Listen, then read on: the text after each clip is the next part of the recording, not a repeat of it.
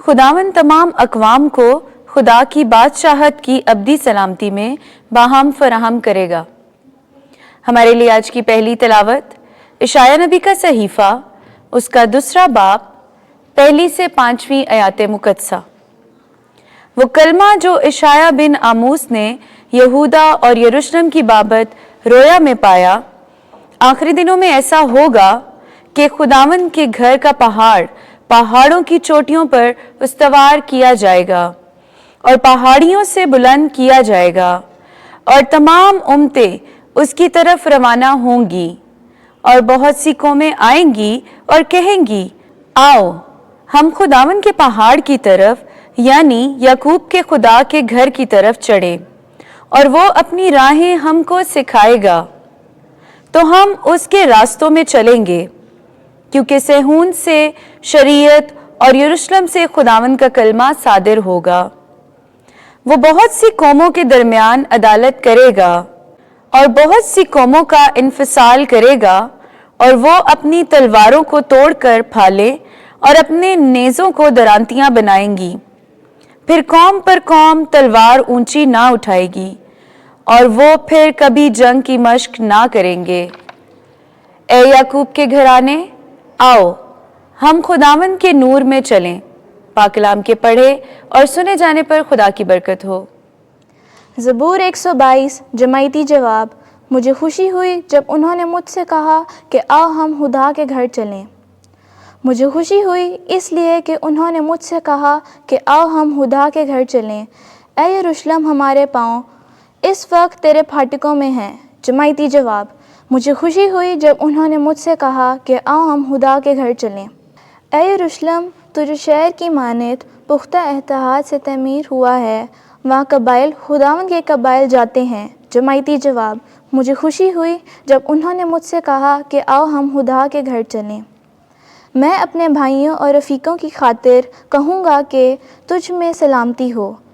मैं खुदावन हमारे खुदा के घर की खातिर तेरे लिए भलाई तलब करूँगा। जमायती जवाब।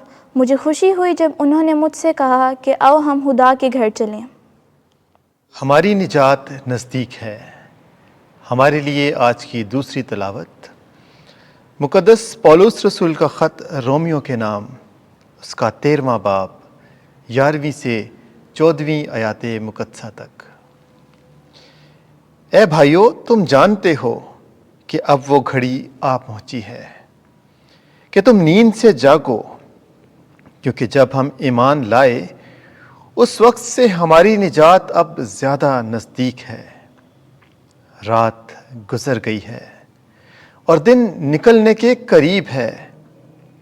बस हम अंधेरे के कामों को तर्क कर दें और रोशनी के हथियार बांध लें, और जैसा दिन को दस्तूर है दुरुस्त चलन से चलें, ना कि ओबाशी और नशाबाजी से, ना कि हरामकारी और बद परहेज़ी से, ना कि झगड़े और हसद से, बल्कि खुदावंद यीशु मसीह को पहन लो और जिस्म की ख्वाहिशों के लिए तदबीर ना करो। पाक कलाम के पढ़े और सुने जाने पर खुदा की बरकत हो। खुदावंद आपके साथ हो। इंजील मुक़द्दस मत्ती के मुताबिक ऐ खुदावंद तेरी तमजीद हो।